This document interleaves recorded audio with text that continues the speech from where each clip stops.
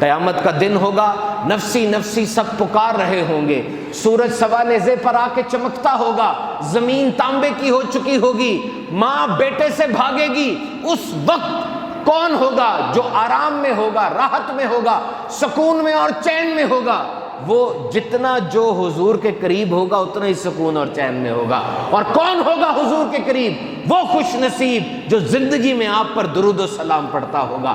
کیا آپ کو پتا ہے کہ حضور کی بارگاہ میں درود و سلام کتنے انداز سے پیش ہوتا ہے؟ میں ایک دفعہ پڑھتا ہوں، صلی اللہ تعالی علی محمد، ایک دفعہ پڑھا میں نے درود پاک۔ کس کس انداز سے حضور پر یہ پیش کیا گیا، بارگاہ رسالت میں پیش ہوا؟ نمبر ایک فرشتہ بارگاہ رسالت میں حضور صلی اللہ علیہ وسلم کے مزار پر اپوائنٹڈ ہے، ہی از فکسڈ۔ اس فرشتے کی ڈیوٹی یہ ہے کہ دنیا میں جو بھی درود پڑھے وہ حضور کی بارگاہ میں پیش کر دیتا ہے۔ فلاں بن فلاں نے آپ پر درود بھیجا ہے، اس کی ڈیوٹی لگی ہوئی ہے۔ اور دوسرا، کچھ فرشتے سیر و سیاحت کر رہے ہیں، they are the patrolling force, patrol کر رہے ہیں، گھوم رہے ہیں، اور جو بھی درود پڑھتا ہے وہ درود لیتے ہیں، حضور کی بارگاہ میں جا کر پیش کر دیتے ہیں۔ ایسا نہیں ہے ڈاکیے کی طرح یا کوریئر کی طرح کہ سارے دن کی ڈاک اکٹھی کی اور شام کو لے گئے، نہیں، اتنی سپیڈ ہے اس فرشتے کی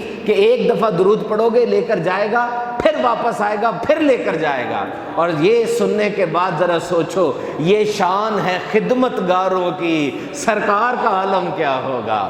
اور پھر ہر آدمی کے ساتھ دو فرشتے تو آپ نے سنے ہیں نا، یہ 2 کی روایت ہے، 5 کی بھی روایت ہے، 60 کی بھی روایت ہے۔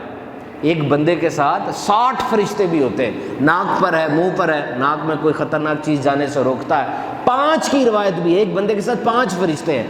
الٹے ہاتھ والا جو ہے، بائیں ہاتھ والا، وہ تو برائیاں لکھ رہا ہے، سیدھے ہاتھ والا نیکیاں لکھ رہے ہیں۔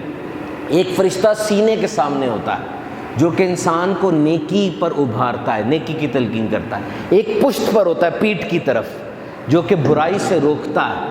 ایک پیشانی کے سامنے ہوتا ہے فرشتہ، یہ پیشانی کے سامنے والا جب ہم درود پڑھتے ہیں حضور کی بارگاہ میں درود پیش کرتا ہے، حضور پر اعمال پیش ہوتے ہیں، تو وہ جو مزار پر فرشتہ ہے وہ بھی درود پیش کر رہا ہے، جو سیر و سیاحت کر رہے ہیں وہ بھی درود پیش کر رہے ہیں، یہ پیشانی والا بھی درود پیش کر رہا ہے۔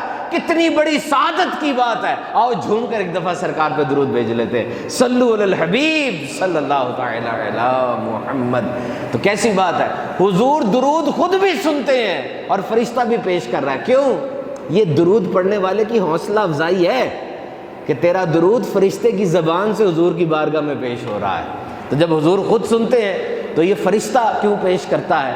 تو یاد رکھو، اللہ بھی تو عالم الغیب والشہادہ ہے، اس کا علم بھی غیر متناہی ہے، کوئی حد نہیں ہے اس کے علم کی، سب جانتا ہے۔ Each and every seed which sprouts, each and every baby who opens his eyes، ہر وہ بیج جو پھوٹتا ہے اللہ کے علم میں ہے، ہر وہ بچہ جو پیدا ہونے کے بعد آنکھ کھولتا ہے اللہ کے علم میں ہے۔ لیکن پھر بھی یہ فرشتے نیکی اور بدی کیوں لکھ رہے ہوتے ہیں جب اللہ کو سب پتہ ہے؟ تو بس حکیم کی حکمت پہ نہیں جاتے، اتنی تحقیقیں نہیں کرتے، چپ کر کے باادب درود و سلام پڑھتے چلے جاتے ہیں۔ اب میں آخر میں آپ کو صرف یہ بتاتا چلوں کہ درود و سلام پڑھنا یہ بہت بڑی عبادت ہے۔ پچھلی دفعہ ہم نے نیت کی تھی سب نے کہ انشاءاللہ ہم ہر روز مغرب کے بعد سورہ ملک کی تلاوت کیا کریں گے۔ تو آئیے آج نیت کر لیتے ہیں کہ دیکھو میرے آقا کی بارگاہ میں درود پیش ہوتا ہے، کتنی بڑی بات ہے نا۔ اگر پتہ چل جائے ابھی کہ ابھی ہمارا خط یا ہماری کوئی جملہ ملک کے وزیر اعظم کو ملی ہے، خوشی تو ہوگی، بڑا آدمی ہے، لیکن یہ بات کہ ہمارا درود خود حضور نے سنا ہے، بتائیے اس سے بڑھ کر خوشی کی کیا بات ہے۔ نیت کریں کم از کم روزانہ 313 مرتبہ درود و سلام کو اپنی عادت بنائیں۔